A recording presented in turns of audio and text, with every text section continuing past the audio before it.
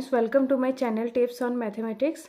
सो आज क्लास 10 का चैप्टर 6 त्रिभुज के बारे में पढ़ेंगे। इससे पहले के वीडियो में हमने प्रश्नावली 6.1 को पढ़ चुके हैं। इस वीडियो में हम प्रमेय 6.1 को पढ़ेंगे। प्रमेय 6.1 को थेल्स प्रमेय कहते हैं। इसे आधारभूत समानुपातिकता प्रमेय कहा जाता है। इसमें क्या बोला जा रहा है, यदि किसी त्रिभुज की एक भुजा के समांतर अन्य दो भुजाओं को भिन्न भिन्न बिंदुओं पर प्रतिच्छेद करने के लिए एक रेखा खींची जाए तो ये अन्य दो भुजाएं एक ही अनुपात में विभाजित हो जाती हैं। प्रमेय में क्या बोला जा रहा है कि किसी त्रिभुज, तो त्रिभुज हमारा क्या है, ए बी सी की एक भुजा के समांतर, एक भुजा यहाँ पर क्या है, बी सी है, अन्य दो भुजा क्या है हमारा, ए बी और ए सी। तो यहाँ पर अन्य दो भुजाओं के दो बिंदु, भिन्न भिन्न दो बिंदु, मतलब ये एक भुजा है हमारा, दूसरा भुजा क्या है, ए सी। तो यहाँ पर ए बी पर डी बिंदु पर और ए सी पर ई बिंदु पर प्रतिच्छेद करने वाली एक जो रेखा खींचा गया है वो क्या है, डी ई, जो बी सी के समांतर है। तो इस प्रकार रेखा खींचा जाए तो अन्य दो भुजाएं एक ही अनुपात में विभाजित होता है। तो जो अन्य दो भुजाएं हैं वो एक ही अनुपात में विभाजित होता है, मतलब ए डी बट्टा डी बी बराबर ए ई बट्टा ई सी। इसको हमें क्या करना है, सिद्ध करना है। इसको हमें स्टेप बाय स्टेप करने होते हैं। तो सबसे पहले हमें क्या करना होगा, दिया है लिखना होगा, फिर हमें सिद्ध करना है, फिर रचना करना होगा। इसमें दिया क्या है कि एक भुजा के समांतर और एक भुजा खींचा गया है तो बी सी समांतर डी ई। तो इस प्रकार हम इसको लिखेंगे और सिद्ध क्या करना है कि जो भुजाओं का जो अनुपात है वो बराबर होगा। तो ए डी बट्टा डी बी, ए डी बट्टा डी बी बराबर ए ई बट्टा ई सी। इसको हमें क्या करना है, सिद्ध करना है, रचना करना है। बी को ई से मिलाया तथा डी को सी से मिलाया। बी को हमें किससे मिलाना है, ई से मिलाना है, और डी को सी से मिलाना है। डी से ए ई पर लंब खींचना है, तो ये हमारा डी पॉइंट है, तो डी से ए ई पर हम लंब खींचेंगे तो यहाँ पर क्या होगा, 90 डिग्री का कोण बनेगा दोनों तरफ। ऐसे ही तथा ई से ए डी पर लंब खींचा, तो ई से हम ए डी पर लंब खींचेंगे तो यहाँ पर क्या होगा, 90 डिग्री का कोण बनेगा। इस प्रकार ए डी पर ई एन लंब खींचा और ए ई पर डी एम लंब खींचा। अब हम क्या करेंगे, उपपत्ति करेंगे। तो इसमें क्या है, ए डी ई का क्षेत्रफल। तो हमारा त्रिभुज ए डी ई कहाँ है, A D E, A D E का क्षेत्रफल क्या हो जाता है, 1/2 आधार गुणा ऊंचाई। तो इसमें हमारा ए डी ई में आधार क्या है हमारा, जहाँ पर हमने लंब डाला है, जहाँ पर ये 90 डिग्री का कोण बनता है वो क्या होता है, हमारा आधार होता है। तो इसमें हमारा जो आधार है वो क्या है, ए डी हमारा क्या है, आधार है। तो इसमें क्या हो जाएगा, 1/2 आधार हमारा क्या है, ए डी गुणा ऊंचाई हमारा क्या है, ऊंचाई जो हमने लंब डाला है वो क्या है, हमारा त्रिभुज का ऊंचाई है। तो हमारा ऊंचाई क्या है, ई एन। तो इस प्रकार ये क्या है, हमारा समीकरण नंबर 1। त्रिभुज डी बी ई जो हमारा त्रिभुज है वो क्या है, हमारा अधिक कोण त्रिभुज है। तो इसको हमने सीधा करके बना लिया है। अगर इसको हम लंब डालेंगे तो हम लंब कहाँ से डालेंगे, यहाँ से डालेंगे। तो ये क्या है, हमारा लंब है, यहाँ पर ये 90 डिग्री का कोण बनेगा यहाँ पर। तो इसका जो आधार होगा वो कौन सा होगा, हमारा आधार डी बी। डी बी क्या हो जाएगा, हमारा आधार हो जाएगा। और ऊंचाई क्या होगा, जहाँ से हम लंब डालेंगे, जो हमारा लंब होगा वो क्या होगा, हमारा ऊंचाई होगा। ये हमारा क्या है, डी बी ई है, ये हमारा अधिक कोण त्रिभुज है। और यहाँ पर लंब इस प्रकार से ये डाला गया है, लंब क्या है हमारा, ई एन है। और इस त्रिभुज में आधार क्या है, बी डी, ऊंचाई क्या है हमारा, ई एन। 1/2 आधार हमारा क्या है, बी डी गुणा ऊंचाई हमारा क्या है, ई एन। तो ये हमारा क्या है, समीकरण नंबर 2। अब हम त्रिभुज ए डी ई का क्षेत्रफल निकालेंगे। तो ADE का क्षेत्रफल निकालेंगे, जिसमें DM क्या है, लंब है। तो यहाँ पर हमारा क्या है, 90 डिग्री का कोण बन रहा है, तो ये हमारा क्या है, आधार है। तो AE हमारा क्या हो जाएगा, आधार हो जाएगा, और ऊंचाई क्या हो जाएगा, DM ऊंचाई हो जाएगा। 1/2 आधार हमारा क्या है, AE, गुणा ऊंचाई हमारा क्या हो जाएगा, DM।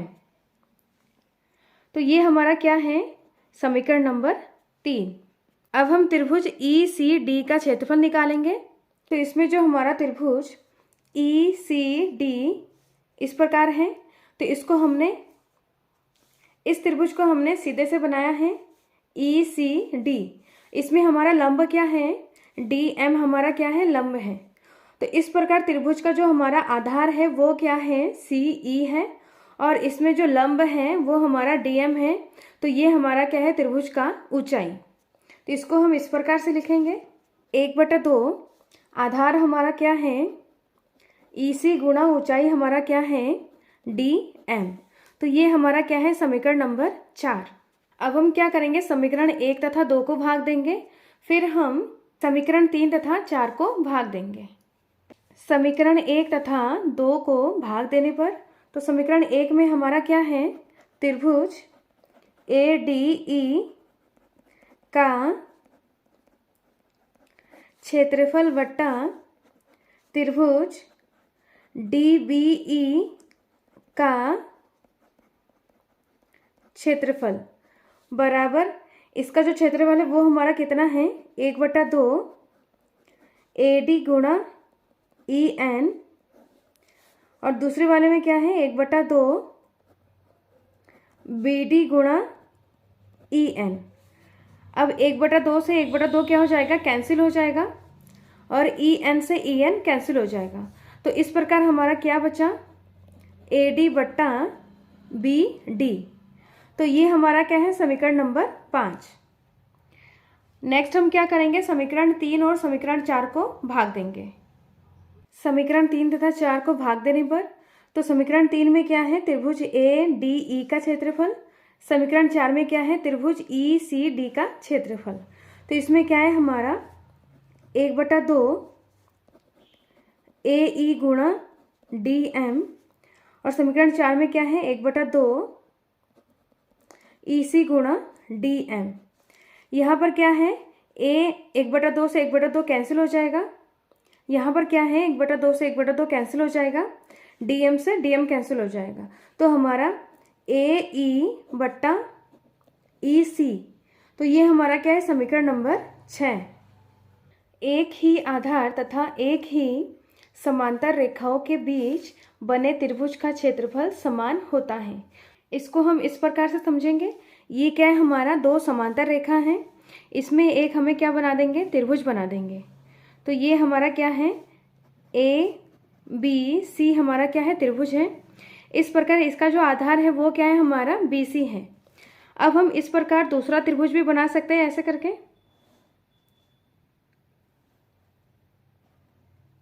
दूसरा त्रिभुज, इसको हमने माना D। तो त्रिभुज हमारा BCD, जिसका आधार क्या है, BC है, और ABC जिसका आधार क्या है, BC है। तो 2 समांतर रेखा है, और इसमें एक ही आधार के 2 त्रिभुज है, हमारा ABC और DBC। इन दोनों त्रिभुज का जो क्षेत्रफल होता है वो क्या है, बराबर होगा। त्रिभुज ABC का क्षेत्रफल बराबर होगा, किसके बराबर होगा, त्रिभुज DBC का क्षेत्रफल। तो इस प्रकार इन दोनों त्रिभुज का जो क्षेत्रफल है वो बराबर होगा।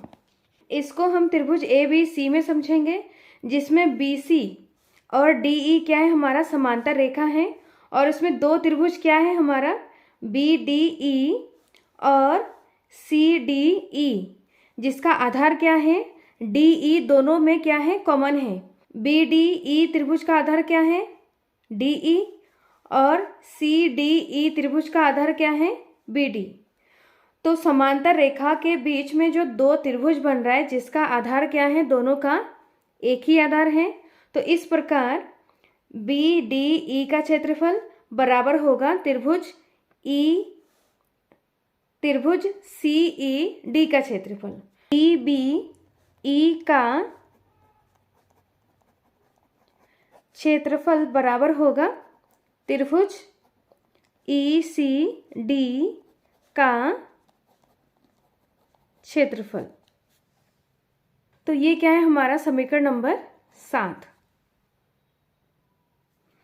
नेक्स्ट हम समीकरण 5 तथा 7 से, तो समीकरण 5 हमारा क्या है, त्रिभुज ए डी ई का क्षेत्रफल त्रिभुज डी बी ई का क्षेत्रफल बराबर ए डी बट्टा बी डी। और समीकरण 7 क्या है हमारा, त्रिभुज बी डी ई का क्षेत्रफल बराबर है त्रिभुज ई सी डी का क्षेत्रफल।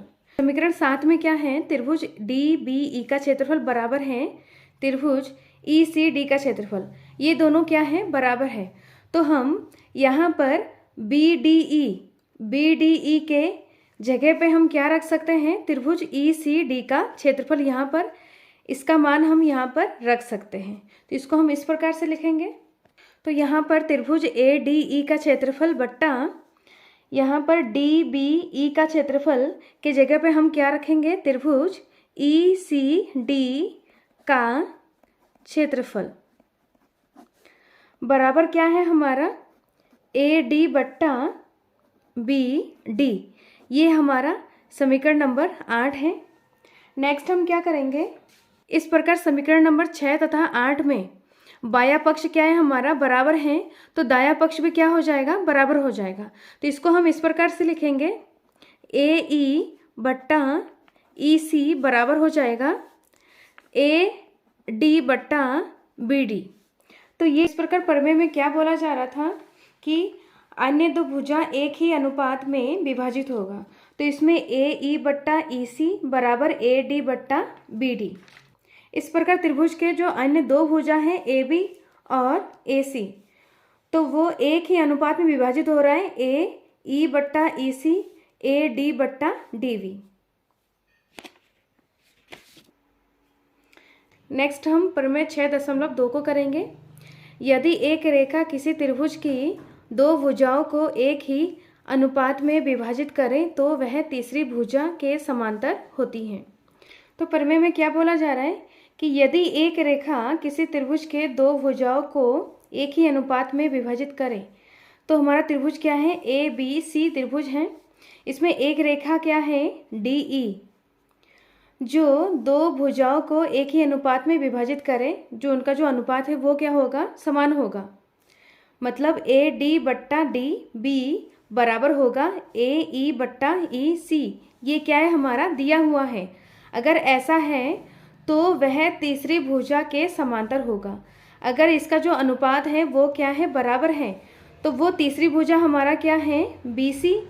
तो बी सी के समांतर जो लाइन हमारा डी ई है ये क्या है, बी सी के समांतर होगा। ए डी बट्टा डी बी बराबर ए ई बट्टा ई सी। अगर ये जो भुजाओं का अनुपात अगर दिया हुआ है तो ये क्या होगा, जो त्रिभुज का तीसरा भुजा है बी सी समांतर होगा डी ई के। प्रमेय 6.2 प्रमेय 6.1 का व्युत्क्रम है। वीडियो अच्छा लगे तो लाइक शेयर एंड सब्सक्राइब करें। क्लास 10th के मैथ और साइंस के वीडियो देखने के लिए प्लेलिस्ट को चेक करें। वीडियो को ज़्यादा से ज़्यादा देखें और शेयर करें। वीडियो देखने के लिए धन्यवाद।